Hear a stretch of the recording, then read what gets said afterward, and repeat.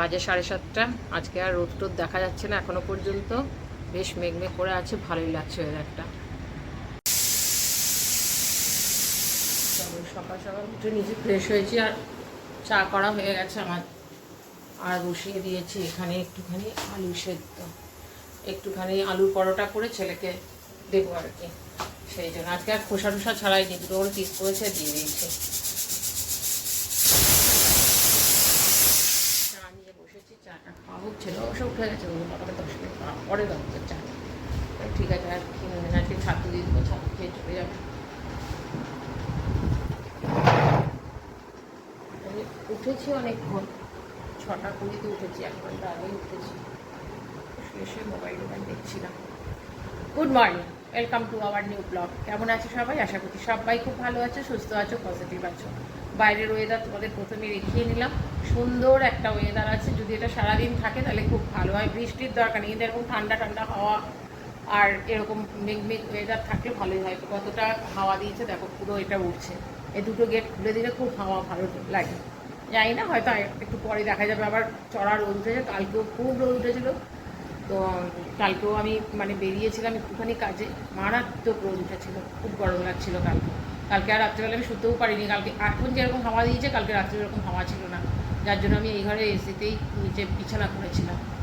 চলো, আমি এখন চা নিয়ে বসেছি, চা বিস্কুট নিয়ে বসেছি, চাটা খেয়ে নিই, পরে আবার তোমাদের সাথে কথা বলছি।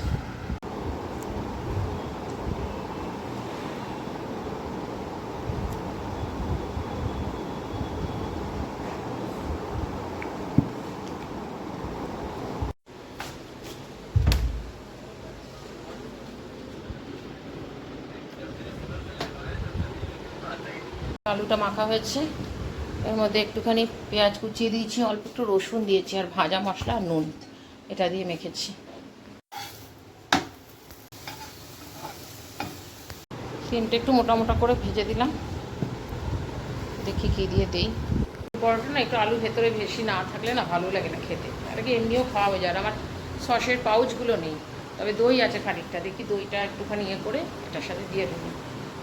আর অনেকটা আলু মাখা আছে, আটাটা কালকে মাখা ছিল, ওটা করলাম, একটু পরে মাখবো, মেখে আর চারটে করবো। ছেলে চলে গেছে অনেকক্ষণ, ছেলে 9টার সময় গেছে, তারপর একটু আটা মাখলাম, আটা মেখে একটু পরোটা করলাম, আর একটু দই, ছেলেকে বললাম একটু দইয়ের মধ্যে একটু ইয়ে দিই, ওই ভাজা মশলা আর নুন দিয়ে একটু ইয়ে করে দিই, ছোটো কৌটোও ছিল, বললো না ওটা দিতে হবে না, ও আলুর পরোটা করলে শুধুই খাবে। তা দুটো করলাম, আমার জন্য একটা ওরকম একটা বাড়ি। এবার একটু বসি, আজকের ভিডিও এখন এডিটিং ফেডিং কিছু করা হয়নি, পরে করবো। আর গরমে না কিচ্ছু করতে ইচ্ছা করছে না, রান্না তো করবো না, রান্না দুনিয়া। কালকে ভাত করেছিলাম রাত্রেবেলা, ছেলে এসে খায়নি, আর ভাত রয়েছে অনেকটা, দুজনের হয়ে যাবে, ওটা একটু গরম করতে বসালাম, রাইস কুকারে দিয়ে দিলাম। ডাল আছে, আর ডালের বড়া ভাজা, ভাজা মশলা দিয়েছি আর নুন দিয়েছি এটাতে। আর আলুর পরোটা তো অনেকটা করেই আলু ঢুকিয়েছি, বেশ মোটা মোটা হয়েছে।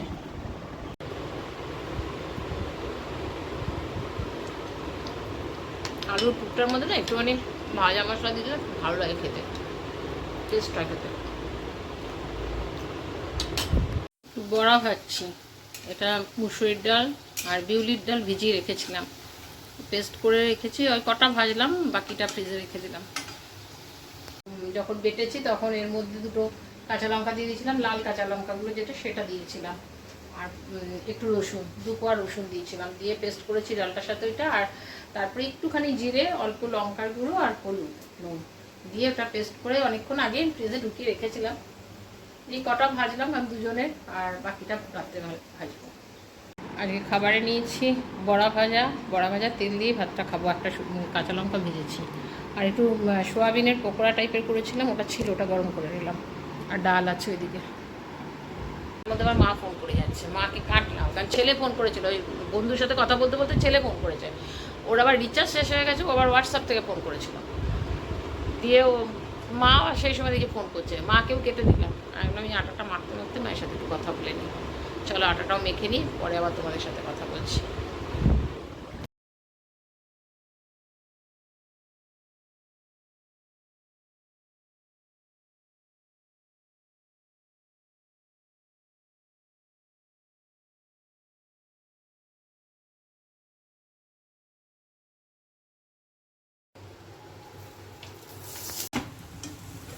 যে পরিশ্রম, এই রুটি পরোটা বানানো, মানে গরমের মধ্যে ঘেমে এনে কতবার যে গিয়ে গামছা দিয়ে মুখ মুছে আসলাম কোনো ঠিক নেই, এত গরম লাগছে। আর মনে হচ্ছে কতক্ষণে বেরোবো আর গায়ে জল ঢালবো। এই করতে গিয়ে জানো তো প্রত্যেক দিন 3বার 4বার করে চান হয়ে যাচ্ছে।